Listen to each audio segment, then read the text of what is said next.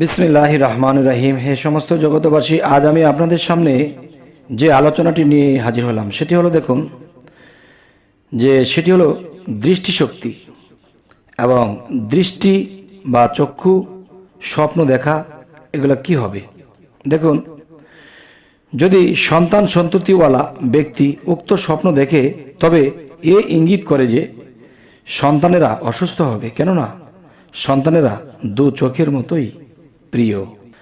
তো এবার আসি, দৃষ্টিশক্তি প্রখরতা তা সকলের জন্যই প্রশংসনীয়, আর দৃষ্টিশক্তির দুর্বলতা এ ইঙ্গিত করে যে সে অচিরেই মানুষের মুখাপেক্ষী হবে এবং দরিদ্রও হবে, পরমুখাপেক্ষী হবে। আচ্ছা, কেননা মানুষের ধন সম্পদ চোখের সমতুল্য। আচ্ছা, তো এবার আসবো, বর্ণিত আছে হাজ্জাজ ইবনে ইউসুফ রহমতুল্লাহ আলাই স্বপ্নে দেখলেন যে তার চক্ষু দুটি তার কোলে পতিত হয়েছে। ফলত তার ভাই মোহাম্মদ এবং ছেলে মোহাম্মদ উভয়ই মৃত্যুর সংবাদ আর কাছে পৌঁছালো। আচ্ছা, এবার আসি, বর্ণিত আছে কোনো ইহুদি আকাশের ঝর্ণা বা প্রবাহিত ঝর্ণা দেখল।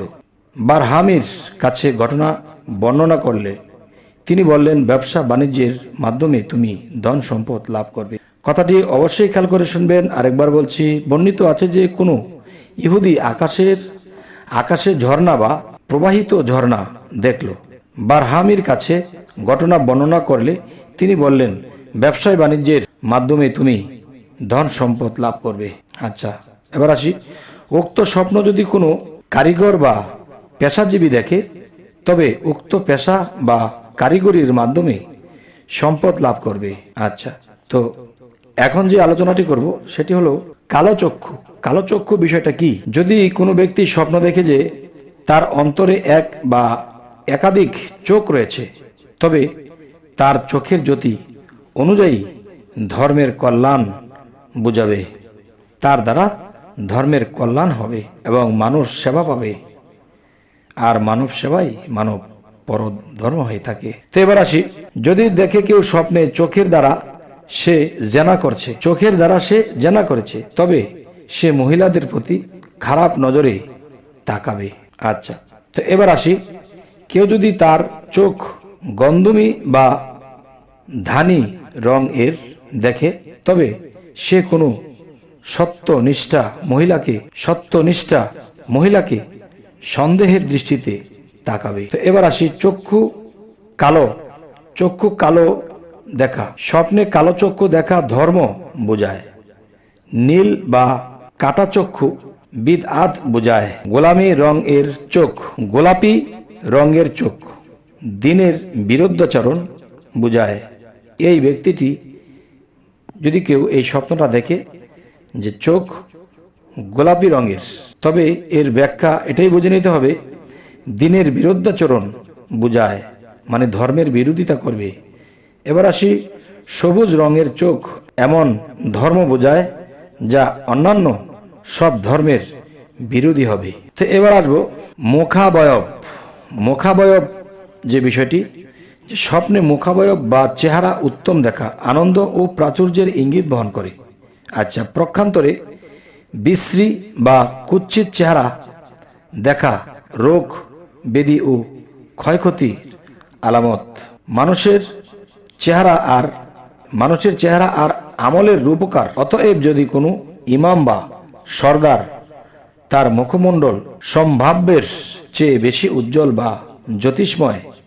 বা জ্যোতির্ময় দেখে, তবে তা তার ইজ্জত সম্মান ও উৎকৃষ্টতার ইঙ্গিত বহন করে। এবার আসি, কেউ যদি স্বপ্নের ঠোঁট দেখার ব্যাখ্যা করে, তবে এটি কি বোঝার আছে। স্বপ্নের ঠোঁট দেখার ব্যাখ্যা বন্ধু, সাহায্যকারী এবং বিশ্বস্ত ব্যক্তি দ্বারা করা হয়, তবে ব্যাখ্যার দিক দিয়ে নিচের ঠোঁট উপরের ঠোঁটের নিচে অধিক ফলদায়ক। এবার আসি, কেউ বলেন স্বপ্নের ঠোঁট দেখার ব্যাখ্যা নিকট আত্মীয় এবং উপরের ঠোঁট ব্যাখ্যা তার ওই বন্ধু বোঝাবে যে সব ক্ষেত্রে তার বিশ্বাসযোগ্য ও ভরসা স্থল হবে। আচ্ছা, তো এবার আসি, ঠোঁটে যদি কম বেশি বা নতুন কোনো কিছু দেখে, ঠোঁটে যদি কম বেশি বা নতুন কিছু দেখে, তবে উল্লেখিত বিষয়গুলোতেই তার প্রভাব বর্তাইবে। আচ্ছা, তো এবার আসি, যদি ঠোঁট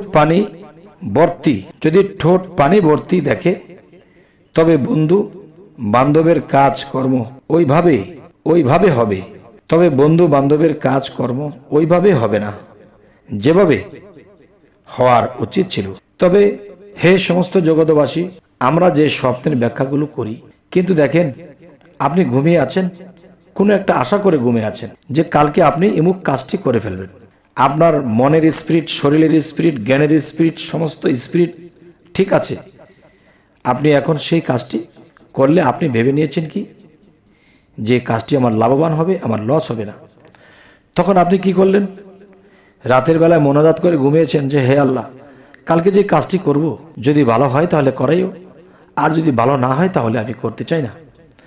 তাই আমি বলবো যে এরকম মোনাজাত করে আল্লাহকে একটু জিকির করে ঘুমিয়ে থেকে যদি কখনো স্বপ্ন দেখেন যে আপনি এমন একটি জায়গায় গিয়েছেন, সকল কাজে আপনি ব্যর্থ হচ্ছেন, মানুষ আপনাকে এটা সেটা বলছে, মানুষ আপনাকে খারাপ বলে আখ্যায়িত করছে, তখন আপনি কি বুঝবেন?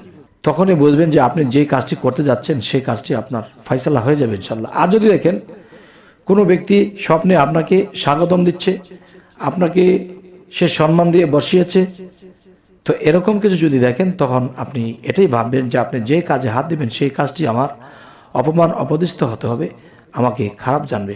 তাই হে সমস্ত জগতবাসী, আজকের এই আলোচনা আমি যে করলাম, অবশ্যই মানুষ যেন স্বপ্নের ব্যাখ্যাগুলো বুঝে বুঝে চলে।